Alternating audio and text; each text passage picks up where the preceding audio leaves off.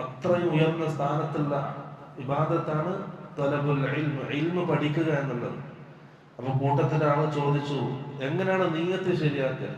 അദ്ദേഹം പറഞ്ഞു, പഠിക്കുന്ന ഒരാൾക്ക്, ഇൽമ് തേടാൻ ആഗ്രഹിക്കുന്ന ഒരാൾക്ക് അവന്റെ മനസ്സിലുണ്ടാകേണ്ടത് ആദ്യം അവന്റെ മനസ്സിൽ നിന്നും ജഹലിനെ നീക്കുക, അറിവില്ലായ്മയെ നീക്കുക.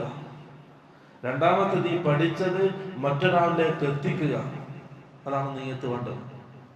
ആര് നീയത്തുണ്ടായിരിക്കും? സഹാബാക്കൾ റസൂൽ സല്ലല്ലാഹു അലൈഹി വസല്ലമയുടെ അടുക്കലേക്ക് വരും, പഠിക്കും, മനസ്സിലാക്കും, അത് മറ്റുള്ളവരിലേക്ക് എത്തിക്കും.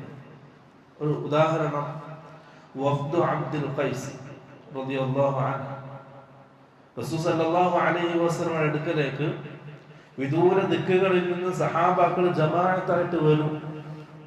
കുറച്ച് ദിവസം അവിടെ താമസിക്കും, ദീൻ പഠിക്കും, എന്നിട്ട് അവർ തിരിച്ചു പോകും. വഫ്ദു അബ്ദുൽ ഖൈസ്